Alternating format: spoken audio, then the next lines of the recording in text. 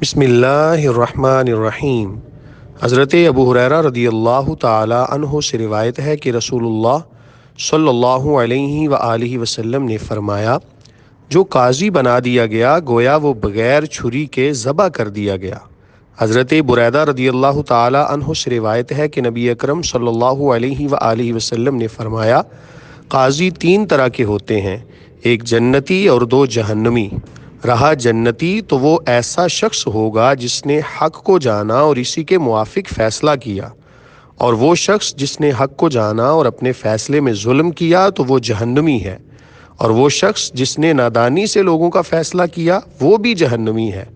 حضرت عمرو بن العاص رضی اللہ تعالی عنہ سے روایت ہے کہ رسول اللہ صلی اللہ علیہ وآلہ وسلم نے فرمایا، جب حاکم یعنی قاضی خوب سوچ سمجھ کر فیصلہ کرے اور درستگی کو پہنچ جائے تو اس کے لیے دگنا اجر ہے، اور جب قاضی سوچ سمجھ کر فیصلہ کرے اور خطا کر جائے تو بھی اس کے لیے ایک اجر ہے۔ راوی کہتے ہیں، میں نے اس حدیث کو حضرت ابو بکر بن حزم سے بیان کیا تو انہوں نے کہا، مجھ سے اسی طرح ابو سلمہ نے حضرت ابو ہریرہ رضی اللہ تعالی عنہ کے واسطہ سے بیان کیا ہے۔ حضرت ابو ہریرہ رضی اللہ تعالی عنہ سے روایت ہے کہ نبی اکرم صلی اللہ علیہ وآلہ وسلم نے فرمایا، جو شخص مسلمانوں کے منصب قضاء کی درخواست کرے یہاں تک کہ وہ اسے پا لے، پھر اس کے ظلم پر اس کا عدل غالب آ جائے تو اس کے لیے جنت ہے، اور جس کا ظلم اس کے عدل پر غالب آ جائے تو اس کے لیے جہنم ہے۔ حضرت انس بن مالک رضی اللہ تعالی عنہ سے روایت ہے کہ میں نے رسول اللہ صلی اللہ علیہ وآلہ وسلم کو کہتے سنا،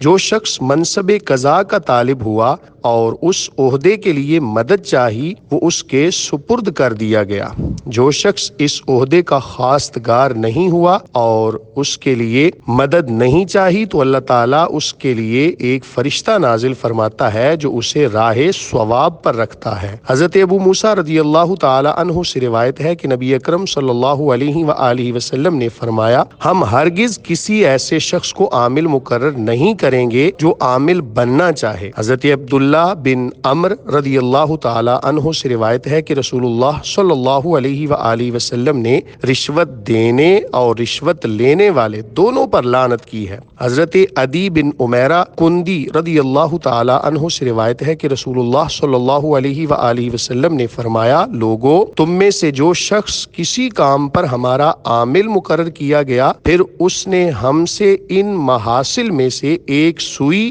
یا اس سے زیادہ کوئی چیز چھپائی تو وہ چوری ہے، اور وہ قیامت کے دن اس چرائی ہوئی چیز کے ساتھ آئے گا۔ اتنے میں انصار کا ایک کالے رنگ کا آدمی کھڑا ہوا، گویا کہ میں اس کی طرف دیکھ رہا ہوں۔ اس نے عرض کیا، اللہ کے رسول، آپ مجھ سے اپنا کام واپس لے لیجئے۔ آپ صلی اللہ علیہ وآلہ وسلم نے فرمایا، کیا بات ہے؟ اس شخص نے عرض کیا، آپ کو میں نے ایسے ایسے فرماتے سنا ہے۔ آپ صلی اللہ علیہ وآلہ وسلم نے فرمایا، میں تو یہ کہہ ہی رہا ہوں کہ ہم نے جس شخص کو کسی کام پر عامل مقرر کیا تو محاصل تھوڑا ہو یا زیادہ اسے حاضر کرے، اور جو اس میں سے اسے دیا جائے اسے لے لے، اور جس سے منع کر دیا جائے اس سے رکا رہے۔ حضرت علی رضی اللہ تعالی عنہ سے روایت ہے کہ مجھے رسول اللہ صلی اللہ علیہ وآلہ وسلم نے یمن کا قاضی بنا کر بھیجا تو میں نے عرض کیا، اللہ کے رسول، آپ مجھے قاضی بنا کر بھیج رہے ہیں جبکہ میں کم عمر ہوں اور قضاء یعنی فیصلہ کرنے کا علم بھی مجھے نہیں ہے۔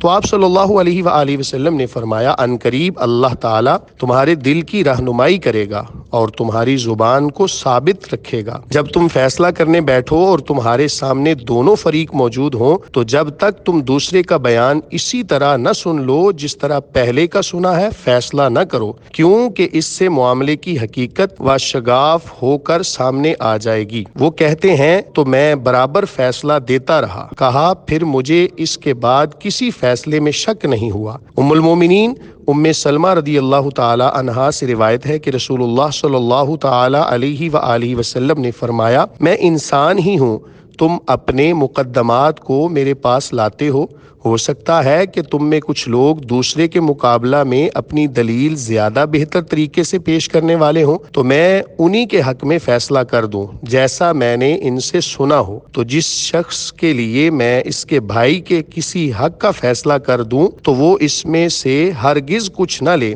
کیوں کہ میں اس کے لیے آگ کا ایک ٹکڑا کاٹ رہا ہوں۔ ام المومنین ام سلمہ رضی اللہ تعالی عنہا سے روایت ہے کہ رسول اللہ صلی اللہ علیہ وآلہ وسلم کے پاس دو شخص اپنے میراث کے مسئلے میں جھگڑتے ہوئے آئے اور ان دونوں کے پاس بجز دعویٰ کی کوئی دلیل نہیں تھی، تو نبی اکرم صلی اللہ علیہ وآلہ وسلم نے فرمایا، پھر راوی نے اس کے مثل حدیث ذکر کی تو دونوں رو پڑے اور ان میں سے ہر ایک دوسرے سے کہنے لگا، میں نے اپنا حق تجھے دے دیا۔ آپ صلی اللہ علیہ وآلہ وسلم نے ان دونوں سے فرمایا، جب تم ایسا کر رہے ہو تو حق کو پیش نظر رکھ کر مال کو تقسیم کر لو، پھر قرآن دازی کر لو اور ایک دوسرے کو معاف کر دو۔ اس سند سے بھی ام المومنین ام سلمہ رضی اللہ تعالی عنہا سے یہی حدیث مروی ہے۔ اس میں اتنا اضافہ ہے کہ وہ دونوں ترکہ اور کچھ چیزوں کے متعلق جھگڑ رہے تھے جو پرانی ہو چکی تھیں، تو آپ صلی اللہ علیہ وآلہ وسلم نے فرمایا، میں تمہارے درمیان اپنی رائے سے فیصلہ کرتا ہوں جس میں مجھ پر کوئی حکم نہیں نازل کیا گیا۔ ابن شہاب رضی اللہ تعالی عنہ کہتے ہیں کہ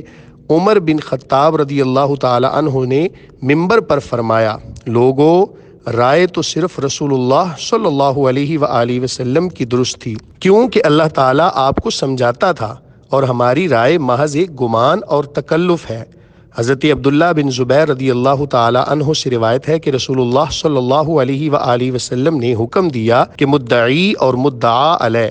دونوں حاکم کے سامنے بیٹھیں۔ حضرت ابو بکرہ رضی اللہ تعالی عنہ سے روایت ہے، انہوں نے اپنے بیٹے کے پاس لکھا کہ رسول اللہ صلی اللہ علیہ وآلہ وسلم نے فرمایا ہے، غصے کی حالت میں قاضی دو آدمیوں کے درمیان فیصلہ نہ کرے۔ حضرت عبداللہ بن عباس رضی اللہ تعالی عنہما سے روایت ہے کہ جب یہ آیت، جس کا ترجمہ ہے، جب کافر آپ کے پاس آئیں تو آپ ان کا فیصلہ کریں یا نہ کریں، اور اگر تم ان کے درمیان فیصلہ کرو تو عدل و انصاف کے ساتھ فیصلہ کرو۔ سورہ المائدہ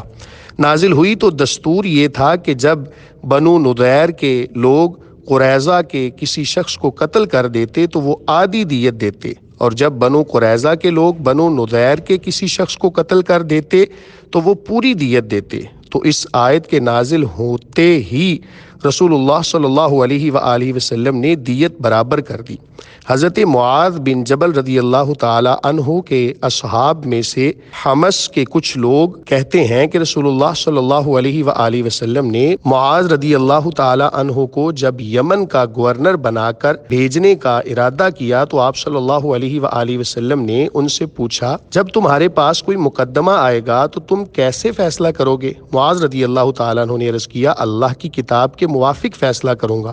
آپ صلی اللہ علیہ وآلہ وسلم نے فرمایا، اگر اللہ کی کتاب میں تم نہ پا سکو تو معاذ رضی اللہ تعالیٰ عنہ نے عرض کیا، یا رسول اللہ صلی اللہ علیہ وآلہ وسلم کی سنت کے موافق۔ آپ صلی اللہ علیہ وآلہ وسلم نے فرمایا، اگر سنت رسول اور کتاب اللہ دونوں میں نہ پا سکو تو کیا کرو گے؟ انہوں نے عرض کیا، پھر میں اپنی رائے سے اجتہاد کروں گا اور اس میں کوئی کوتاہی نہ کروں گا۔ تو رسول اللہ صلی اللہ علیہ وآلہ وسلم نے معاذ رضی اللہ تعالی عنہ کا سینہ تھپ تھپایا۔ نیز آپ صلی اللہ علیہ وآلہ وسلم نے فرمایا، تمام تعریفیں اس اللہ کے لیے ہیں جس نے رسول اللہ صلی اللہ علیہ وآلہ وسلم کے قاصد کو اس چیز کی توفیق دی جو اللہ کے رسول کو راضی اور خوش کرتی ہے۔ حضرت ابو ہریرہ رضی اللہ تعالی عنہ سے روایت ہے کہ رسول اللہ صلی اللہ علیہ وآلہ وسلم نے فرمایا، مسلمانوں کے درمیان مصالحت جائز ہے۔ حضرت احمد بن عبد الواحد رضی اللہ تعالی عنہ نے اتنا اضافہ کیا ہے، سوائے اس صلح کے جو کسی حرام شے کو حلال یا کسی حلال شے کو حرام کر دے۔ اور حضرت سلیمان بن داود